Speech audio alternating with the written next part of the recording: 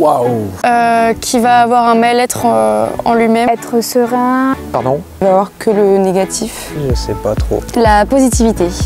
C'est un sentiment émotionnel, c'est une quête sans fin.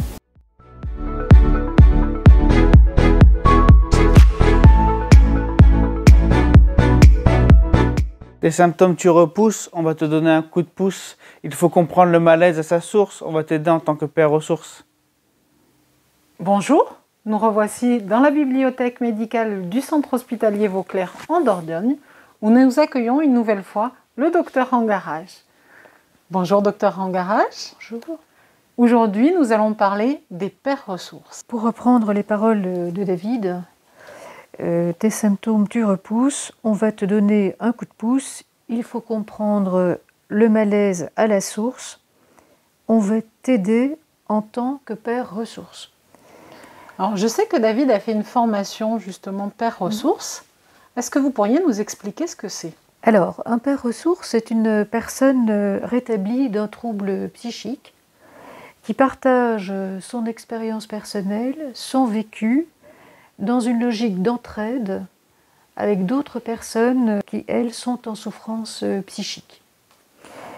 Donc, il a un savoir spécifique, il a un savoir-faire et il partage avec la personne concernée le même langage, il parle le même langage.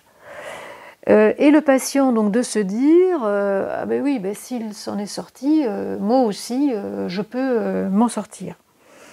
Donc, ce partage d'expérience est un levier considérable pour motiver la personne souffrante au changement.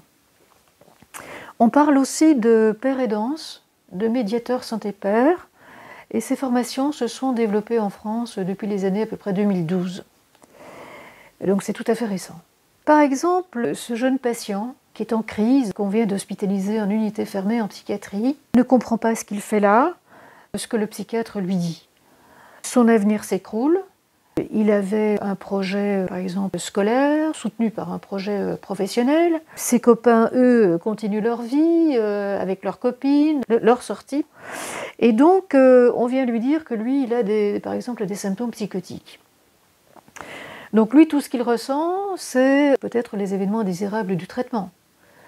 Lui, ce qu'il souhaite, c'est sortir le plus vite possible de l'hôpital, sortir de ce cauchemar. Donc, on peut considérer que le premier contact avec la psychiatrie puisse être traumatique.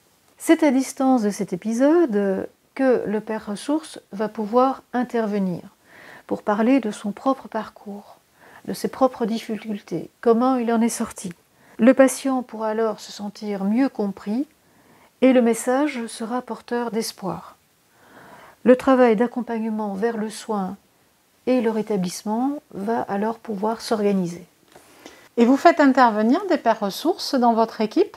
C'est un projet, je pense que ça va se faire assez vite puisque les pères ressources là terminent des stages et à l'issue de ces stages, on va voir quelles sont les modalités de fonctionnement avec les pères ressources.